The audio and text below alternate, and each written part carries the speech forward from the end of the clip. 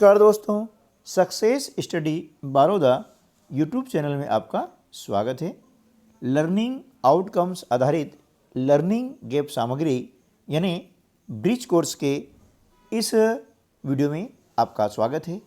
आज की वीडियो में हम कक्षा 7 विषय सामाजिक विज्ञान का अध्याय 3 पृथ्वी की गतियाँ, इस अध्याय से संबंधित जो अभ्यास दिया गया है, जो प्रश्नोत्तर दिए गए हैं, उनको हम हल करेंगे।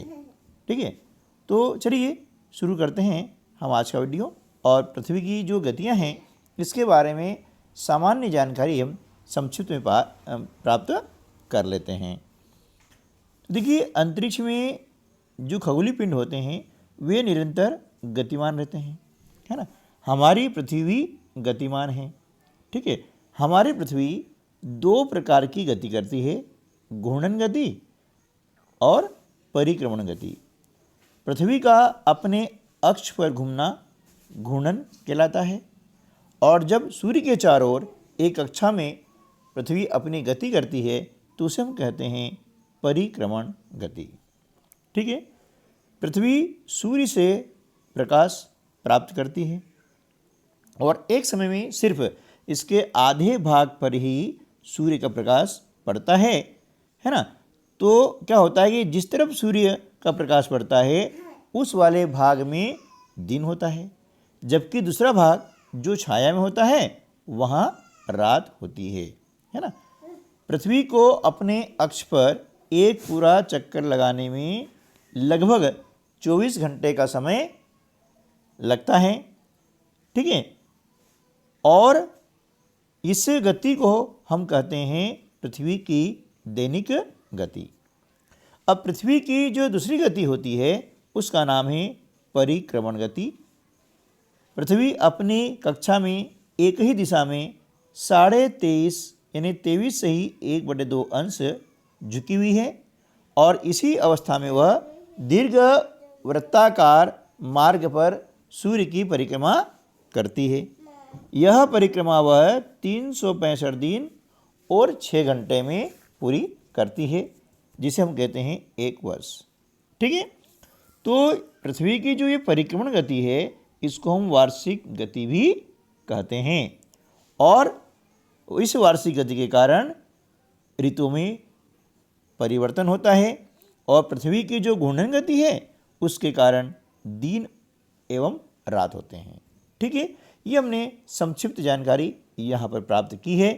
अब इसके जो प्रश्नोत्तर है ना, जो प्रश्न हैं उनको हम हल करने का कार्य करते हैं। यदि अभी तक आपने चैनल को सब्सक्राइब नहीं किया है तो हमारा चैनल है सक्सेस स्टडी बारोदा, इसे आप सब्सक्राइब कर लीजिएगा ताकि ऐसे ही वीडियो आपको मिलते रहें। अभ्यास हेतु वर्कशीट, दिए गए प्रश्नों के उत्तर तालिका में लिखिए। प्रश्न है, पृथ्वी को अपने अक्ष पर एक चक्कर पूरा करने में समय लगता है। कितना लगता है? 24 घंटे, है ना। पृथ्वी को सूर्य की एक परिक्रमा पूरी करने में समय लगता है कितना? 365 दिन 6 घंटे, है ना। सूर्य की एक परिक्रमा 365 दिन और 6 घंटे में पृथ्वी पूरी करती है। पृथ्वी अपने अक्ष पर कितने अंश झुकी हुई है? 23 से ही 1/2 अंश यानी 23.5 अंश जो है वह अपने अक्ष पर झुकी हुई है। अब जो गतिविधि है उसके अंतर्गत गति का प्रकार यानी अक्ष पर घूमना, इस गति का नाम है घूर्णन गति, और इसका परिणाम क्या होता है? इसका परिणाम होता है दिन और रात का होना, है ना। यानी घूर्णन गति कारण दिन और रात होते हैं। दूसरी जो गति है उसका नाम है सूर्य के चारों ओर परिक्रमण, इस गति का नाम है परिक्रमण गति, और इसका परिणाम ये होता है कि इसमें ऋतुओं का परिवर्तन होता है। अब इसके बाद में चित्र देख करके प्रश्नों के उत्तर तालिका में लिखिए। अब यहाँ देख रहे हैं आप चित्र है ना। इस चित्र में ये जो दिया गया है ये दीर्घ वृत्ताकार मार्ग है। इस मार्ग पर पृथ्वी सूर्य के चक्कर लगाती है। ये यहाँ पर सूर्य है, ठीक है। तो हम देखते हैं कि यहाँ पर 21 मार्च और यहाँ दिया है 23 सितंबर, है ना। तो क्या होता है कि 21 मार्च और 23 सितंबर को दिन और रात बराबर होते हैं, ठीक है। ये आपको ध्यान देना है।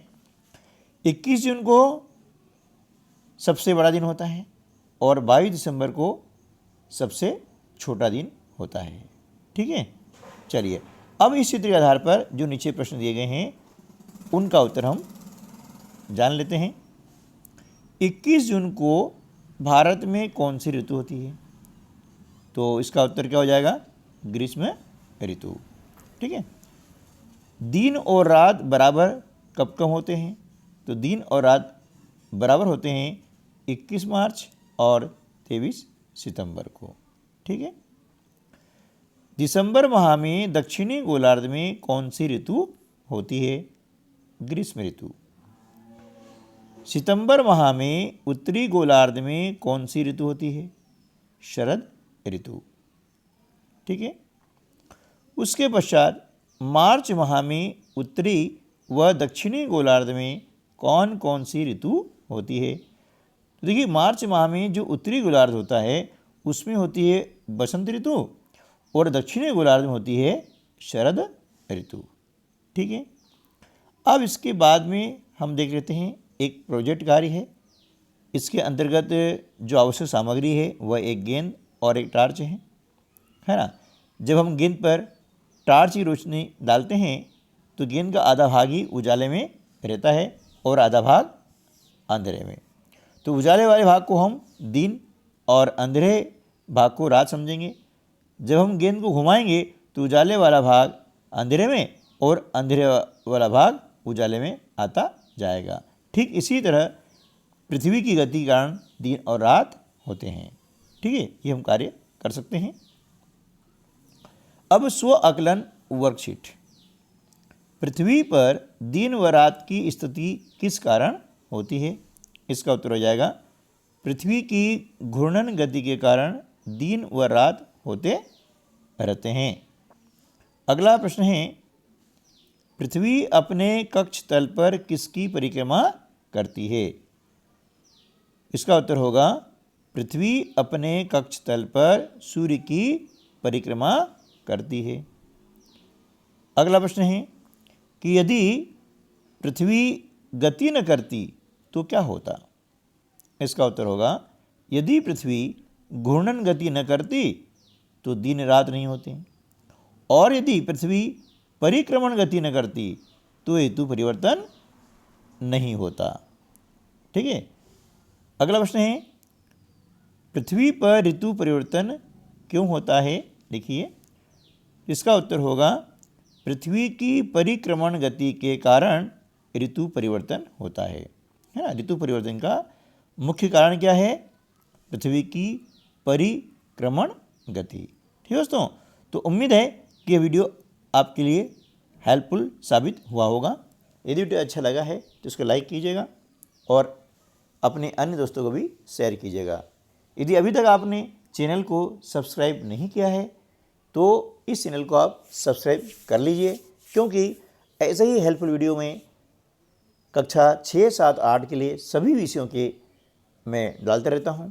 और आप देखेंगे कि इस वीडियो के डिस्क्रिप्शन बॉक्स में आपकी कक्षा के ब्रिज कोर्स के सारे वीडियो उपलब्ध हैं, जिन्हें आप देख करके समझ सकते हैं और अपनी जो लर्निंग आउटकम्स हैं उसको प्राप्त कर सकते हैं। तो चलिए मिलते हैं अगली वीडियो में, तब तक के लिए नमस्कार, जय हिंद।